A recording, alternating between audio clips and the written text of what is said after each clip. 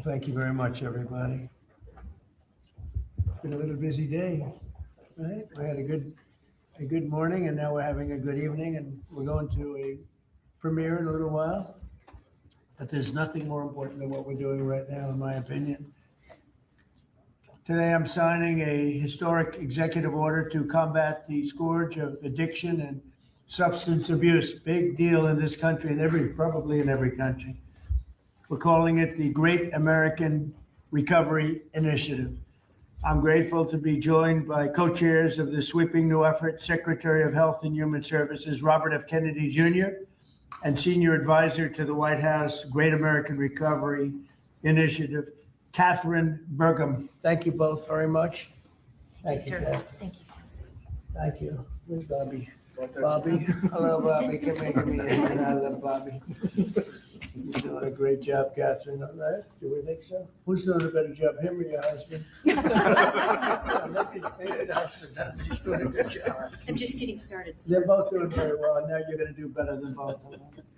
Thanks as well to Attorney General Pam Bondi, Secretary Doug Burgum, Secretary Scott Turner, Secretary Doug Collins, Special Envoy Steve Witkoff, who's got some pretty good news, Chief of Staff Susie Wiles, FDA Commissioner Dr. Marty McCary, NIH Director Dr. Jay Bhattacharya. Oh, I've gotten good at that. You are, Joe.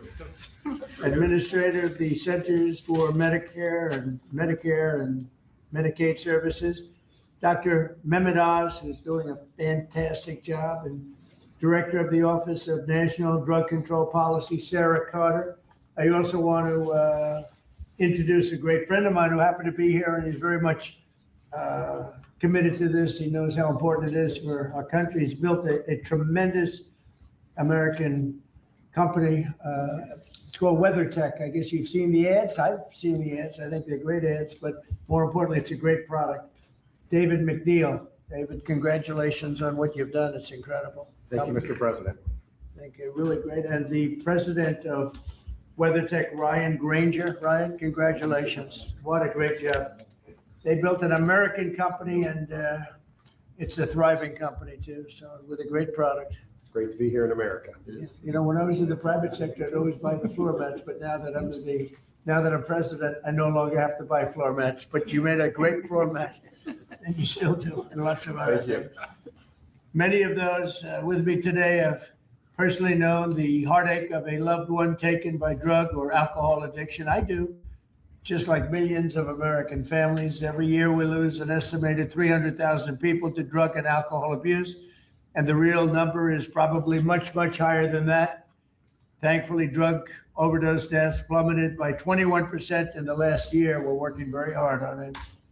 We've closed the southern border, seized over 47 million fentanyl pills and 10,000 pounds of fentanyl powder. That's a record. And I have formally designated Dr. And I'll tell you what, we have a group of doctors, some of them behind me, who have just been incredible, and they've really wanted this, designated the drug cartels as foreign terrorist organizations. And for some reason, they didn't want to do that until we came along, but they are indeed foreign terrorist organizations. With our action in the Gulf of America, that sounds so nice when I hear the Gulf of America. Drugs entering our country by sea are down 97%. So when you see the boats being hit, those boats kill on average 25,000 people a boat.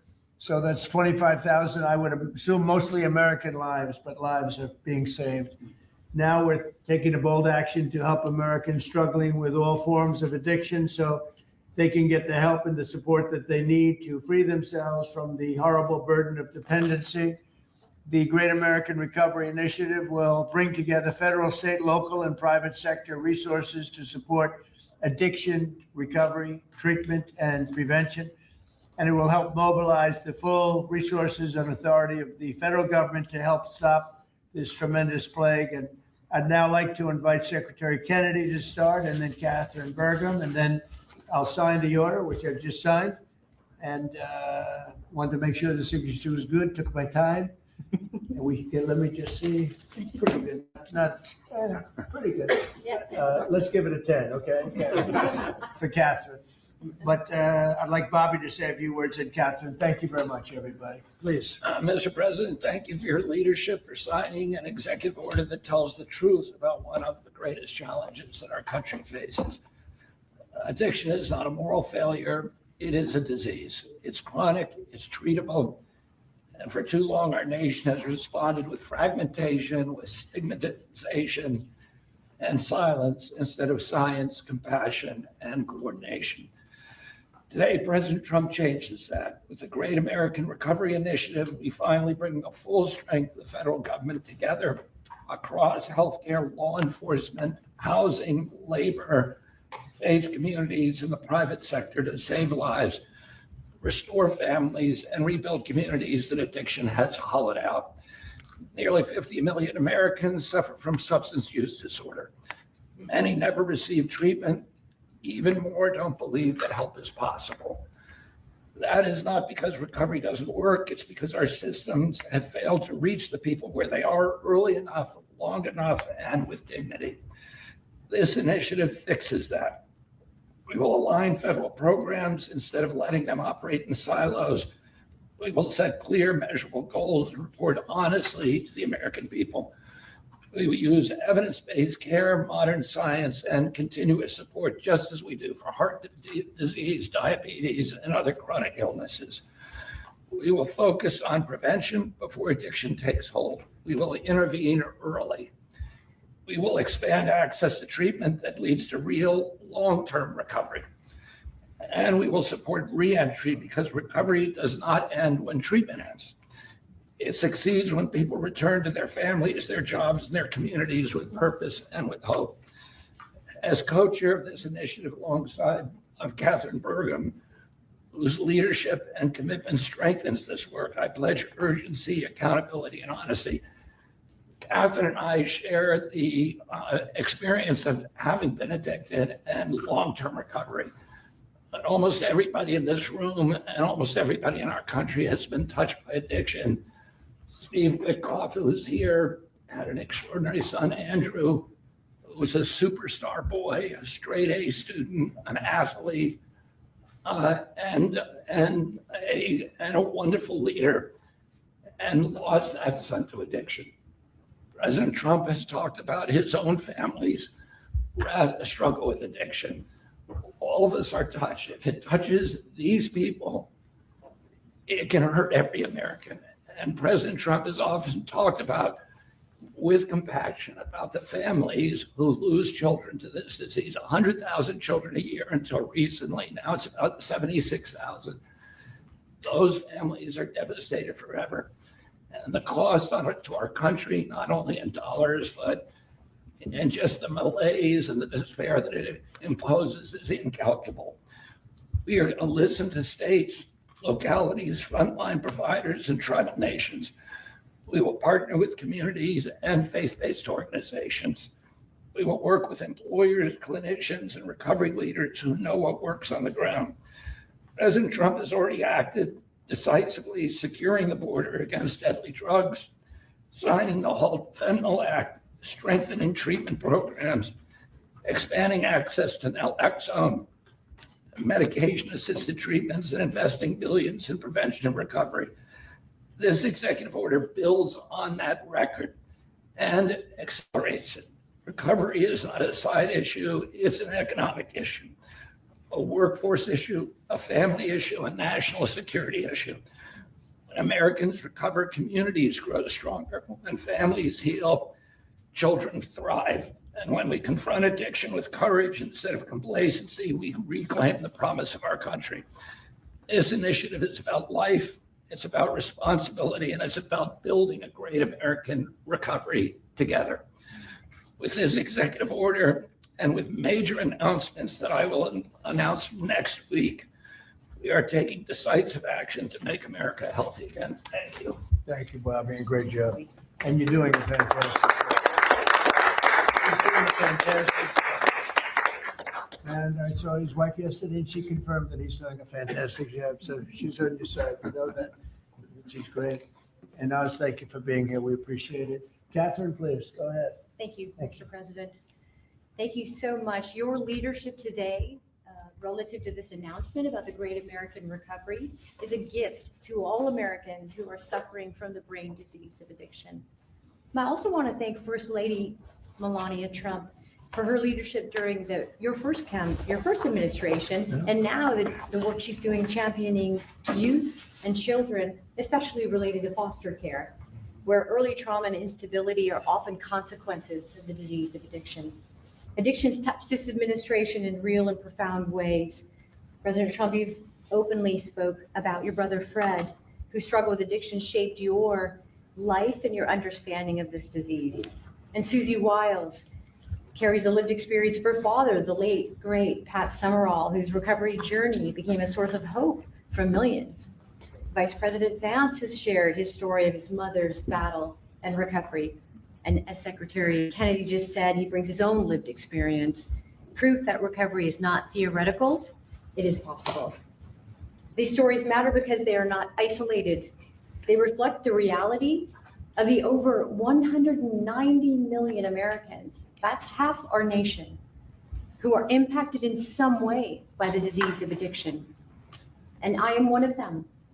I started drinking in high school, and I was a blackout drinker from the start. For 20 years, I've struggled, relapsing constantly starting over, constantly trying to stay sober and failing. And I reached a point where I truly did not believe there was one single reason for me to keep living, and I was suicidal at the end of my drinking. One day I was out walking alone. I didn't have faith. I wasn't religious, but something in me said I should ask for help. And out loud to no one, because it was just me, I said, I don't know if anyone is there, but I need help. And that was the day I became sober. 15 years later, I found myself somehow standing in front of people as First Lady of North Dakota, thanks to him. But I was asking people to share their stories openly about addiction so we could eliminate the shame and stigma, so more people would reach out for help and more lives could be saved. And today I'm standing here in this incredibly beautiful Oval Office.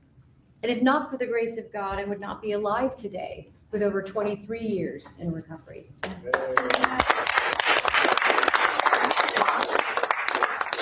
That's why I'm here, and my message is simple: never give up hope for recovery. Mr. President, I also want to thank you for allowing me to stand here with you today.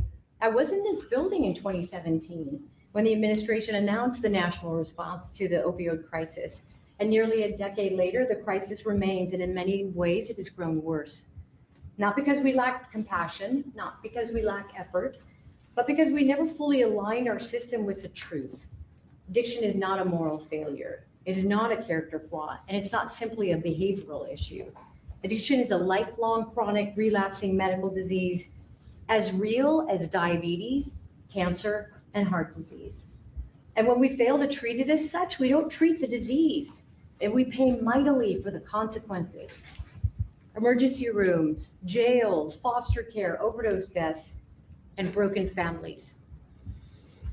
The Great American Recovery changes that.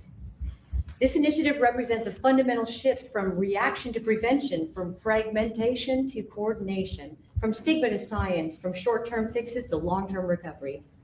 And for the first time, we're aligning federal leadership across health, justice, labor, housing, veterans, social services, the faith office, and education around one single shared truth. When addiction is treated early and correctly, people recover and families heal.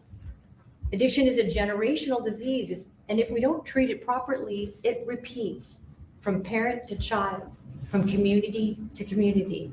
And when we treat it like a lifelong condition, the condition that it is, we stop that cycle. We save lives, we restore families, we rebuild communities, we return people to dignity, purpose, and productivity. Mr. President, thank you for seeing this moment clearly. With your leadership and the Great American Recovery Initiative, we're establishing a new framework and a new national response to the disease of addiction, including treatment and care that parallels other chronic diseases. With this framework and treatment, recovery is not the exception, it is the expectation. Thank you. Thank you, Joey.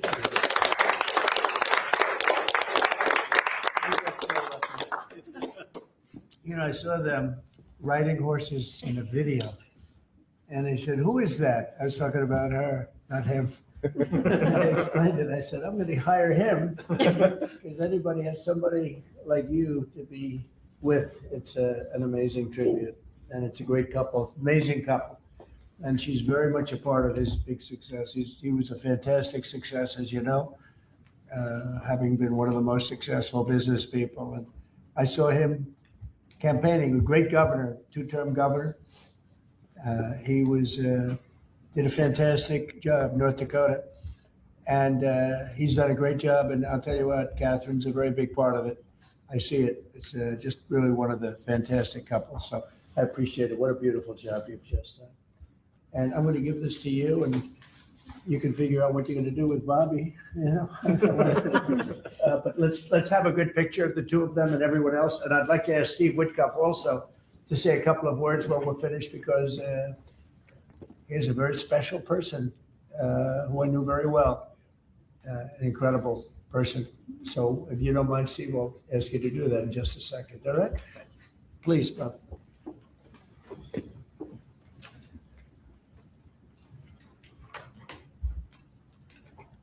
Okay. Thank you very much. Okay. Thank you, sir. Thank you. Great job. Thank you so much. Steve, please. The president is doing the same thing to me now that he did to me in 2017. Do you remember, Catherine? Yeah, we were sitting next to each other. Yeah. Yes. So I want to tell the story about this. So I came to the opioid conference, and the president did not know I was coming because I was invited by the First Lady. And he leaned over, saw me in the aisle, and he looked at me and he said, Steve, and then he realized why I was there, because I had lost my son, Andrew. And the president was an incredible friend when I lost him. I lived in his building at 502 Park Avenue. And I remember when him and the First Lady came, and I talked about this all the time. And so he took my hand and he said to me, come on up to the stage and tell the world about your boy, Andrew. And of course, that was, something that was really meaningful to me, and I got through it. And I talk about it all the time. I talked about it on the campaign trail and so forth. He is a very special man. And he's begun and led the fight against opioid addiction and alcoholism. And Catherine, I feel like we sort of bonded from that day. And it's just my blessing to work for you, sir.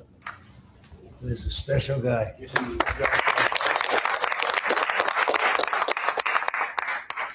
He and a group of people, Jared helped and others helped. Steve, peace in the Middle East, and we're there. Yes. A couple of little flames, but they're very little by comparison, and they'll go out quickly. They're already going out. And he's now trying very hard to settle up with Russia and Ukraine, and I think a lot of progress is being made there. And I told that Russia's not doing any shooting for a period of time during this horrendously cold weather. Because of you. So we asked President Putin if they could stop the shooting for a week. They're being hit with proportionately the kind of cold that we're being hit. It's much colder in Ukraine to start off with, but it's really cold now. And he agreed to do that. We appreciated that very much. It's a nasty war. It's a nasty, nasty war. Would anybody else have anything to say? I can say that I am extremely late, but that's okay. Don't worry about me. Would anyone else have anything to say? Doug, you're doing a fantastic job. We appreciate it. Marty, you are really something special. Everyone's talking about you every time. If I don't mention Marty, Bobby always mentions it. So we have a great team. Jay, great. Marty, great. You guys want to say something? Thank you. Thank you. Well, historically, with addiction, the entire society has always been reactionary. And that's been the story of healthcare. But at the FDA, we are looking into incredible cutting-edge therapeutics, and we are being proactive, giving them vouchers when we see something that's promising to get an approval as quick as weeks in an era of a 10 to 12-year approval time. And the ultimate therapeutic is community, houses of worship, addressing loneliness. And so that's part of the MAHA agenda, thanks to Bobby's. Thank you, Mr. President. Thank you very much. Thank you. Jay? Mr. President, in 2018, you launched the HEAL initiative, helping to end addiction long-term at the NIH. It's paid fruit. It's yielded fruit. The ingenuity of small business has developed products that can deal with pain without opioids. The naloxone, which saves lives, Right. that was the fruit of NIH. And the kinds of investments that are your administration that you made starting from from the first Trump term to now will continue to pay dividends. The kind of research that the NIH is doing will help turn the tide, make people's lives so much better, restore families. All of the addiction that we've seen, 80,000 deaths we saw, and the huge spike in addiction deaths, during the first Biden term is going to be a thing of the past. I'm so proud of you. And fellas, some great things happening, right? Yeah. Marty, it's great, really great things happening, I hear. And some pretty big announcements over a short period of time, right? Yep, moving drugs over the counter so you don't need a prescription. You're right. Naloxone, which treats opioid, is one of those drugs. And we're being proactive with synthetic 7-OH, a new opioid that's showing up. And we're working with the DOJ on addressing that because chemists are coming up with new opioids faster than the government has been able to keep up. We're going proactive on these new chemicals. That's great. No, I hear fantastic things. Thank you all very much. We really appreciate it a lot. Thank you, Oz. You're doing a fantastic job. Thank you all very much. I appreciate it. Thank you, please. Thank you. Thank you, everybody. Thank you, Press. Thank you, guys. Thank you, guys. Thank you, Press. Thank you, guys for reporting. Thank you, Press. Thank you, Press.